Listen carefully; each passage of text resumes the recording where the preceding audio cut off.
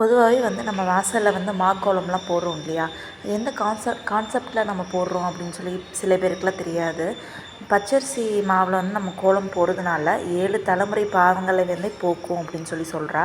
அதாவது ஒரு 7 தலைமுறைக்கு முன் செய்த பாவங்களும், இந்த தலைமுறையில் தெரிந்தோ தெரியாமலோ செய்த பாவங்கள், அறிந்தும் அறியாமலும் செய்த பாவங்கள் என அனைத்தும் தீருவதற்கு என்ன பண்ணலாம் அப்படின்னா, சனிக்கிழமை அன்று பச்சரிசியை ஒரு கையில் அள்ளி நன்கு பொடி செய்து சூரிய நமஸ்காரம் செய்துவிட்டு விநாயகர் பெருமானை 3 சுற்று சுற்றி விட்டு அந்த அரிசியை விநாயகரை சுற்றி போட்டால் அதை எறும்பு தூக்கிச் செல்லும்.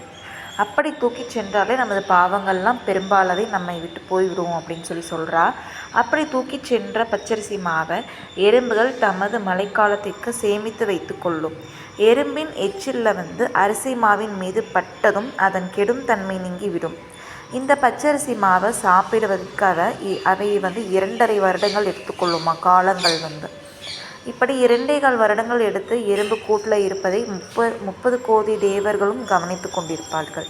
ஒன்றா நீங்கள் நான் சொன்ன மாதிரி பிள்ளையாரை சுற்றி போடலாம், இல்லைனா நம்ம வாசலில் ஆற்றுல மாக்கோலம் போடுறதுனால நமக்கே தெரியாத கண்ணுக்கு தெரியாத குட்டி குட்டி எறும்புகள் இது சாப்பிடும்.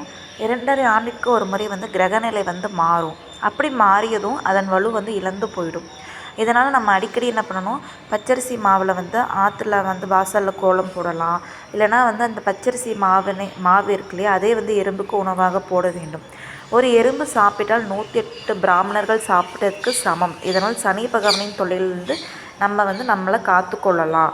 7.5 சனி, அஷ்டம சனி, கண்டச்சனி, அர்த்தசாஷ்டம சனி முதல்ல எல்லா சனிதோஷமும் இதில் அடங்கும் சொல்கிறேன். அதனால் அடிக்கடி நாள்கிழமை பண்டிகை நாட்களை ஃப்ரைடேவாவது மாக்கோலம் போட்டு நம்ம எறும்புகளுக்கு நன்மை செய்யலாம்.